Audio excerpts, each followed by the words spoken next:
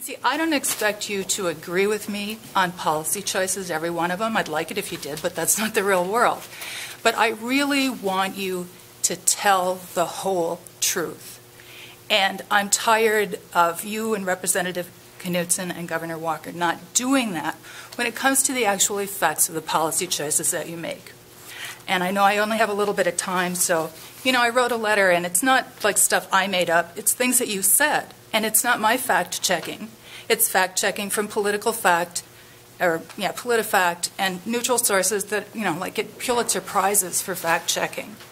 That just shows that the stuff is inaccurate. So please, tell us the truth about the effects, and I think that we'll make much better choices going forward. Well, I believe in telling the truth, and I recognize that we may not always agree. Mm-hmm. And I've heard people say things that, frankly, are not true. And I've often said, if you hear me say something true, it's not intentional.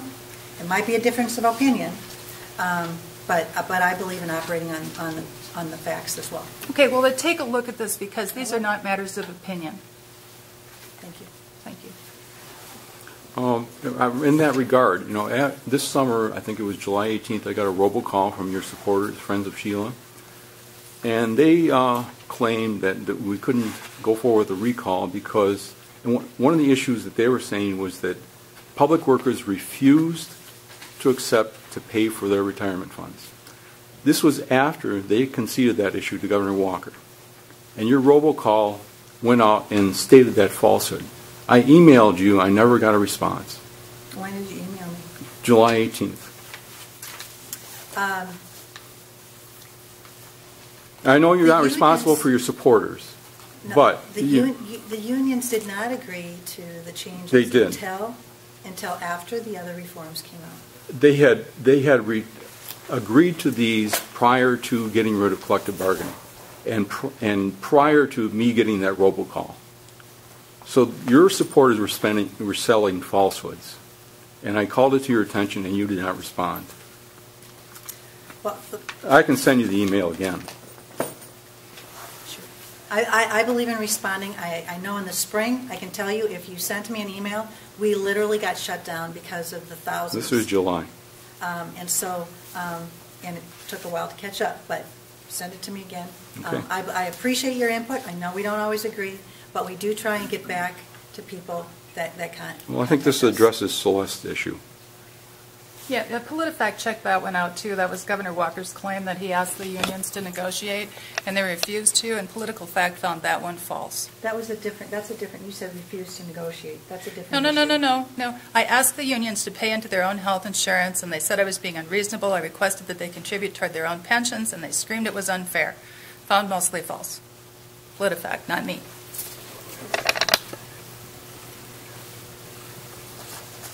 So I have a question, because I know that this claim is being made that the budget was canceled, right, for 2011.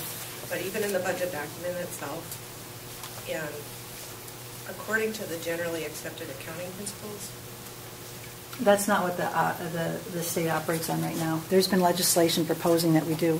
No, I know, but according to that, it's $3 billion in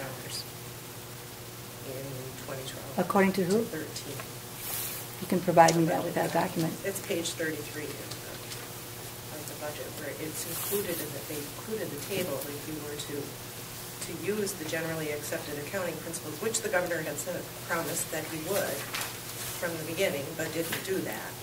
So it's still all kind of smoke and mirrors, and it's actually worse than it was in 2010-11. Yeah. We passed a budget. I'm not sure where you're getting it. Please share that information with me. I'd like to see where you're getting it from. Okay. I don't have purple. I just printed out page 33.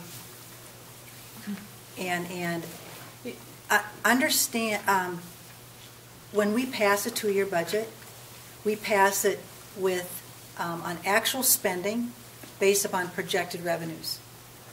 Okay, so at the beginning of the 2-year budget, when we pass the budget, well, the budget that we passed last summer was based upon the projections that our fiscal bureau, which are nonpartisan, they are the number crunchers for the legislature. they forecast what we will be getting in revenue.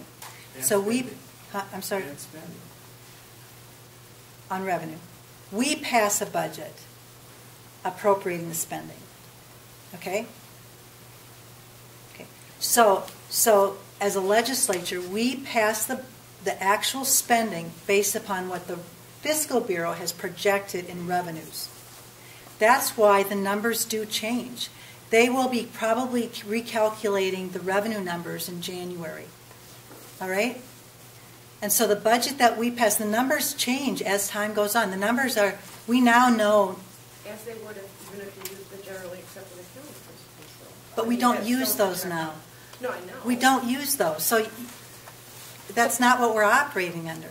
That's what Governor Walker promised to use when he ran for office. That's it. I think what Katie's referring to is two PolitiFact columns there's from been November 16th and 15th. There's been legislation proposed to go to those principles, but that has not been passed. Okay? So we're not operating under those principles. So it's still kind of just smoke and mirrors again. No, we pass a budget that was balanced more. based upon yeah, you know where we put more money? We put $1.2 billion more into medical assistance. Because of federal cutbacks. So, we recognize that some of the challenges that we faced was due to federal funding cutbacks. And a lousy economy. Will we be able to fill in every dollar that the federal government cuts back? No. But we recognize the need for those most vulnerable citizens in our society. So that's why we focused on increasing medical assistance, and we still have, we still have money to make up in that area through efficiencies. We actually are more generous in most states with the earned income tax credit. Most states are not as generous in that credit as we are. So that's how you used it? We made tough decisions. We made tough decisions because the revenue was not there, and you can't spend money you don't have. Are these tough decisions? Absolutely. Absolutely, they're tough. But you can't keep spending. That is the problem that government has been on the road. It's much easier to come into this room and say yes to you, yes to you, yes to you. That's much easier. But you know what? That's how we get ourselves into this mess. So if you're just honest and say, yes, we had to do this from the get-go, but you just keep saying, no, we raised nobody's taxes. We did not raise taxes. We did not raise taxes. You flip it both ways. He did. You consider it a tax increase if you decrease somebody else's credit whenever it applies to But they're not something you paying want. taxes to begin with, so is Yes, they are. They're wage earners. Isn't the income tax credit somewhat a subsidy that gives additional funds to someone who doesn't even pay taxes? No, not necessarily. With a certain level. They pay taxes, they pay state tax, sales taxes. Yes. Okay, how are we doing that? Pretty good.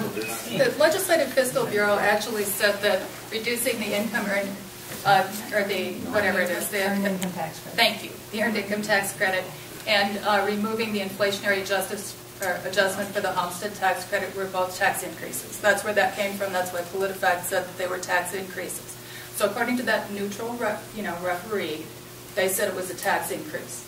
Now, there were also other tax cuts, and I totally get what you're talking about. You can't spend money that you don't have, but then I don't understand how come there were, what the Legislative Fiscal Bureau says is going to amount to, I think it's like either 2.3 or 3.2, but what's a few $1 billion among friends, in tax cuts that go to corporations and businesses when actually, if you look at the historic tax burden, it's quite low right now in Wisconsin.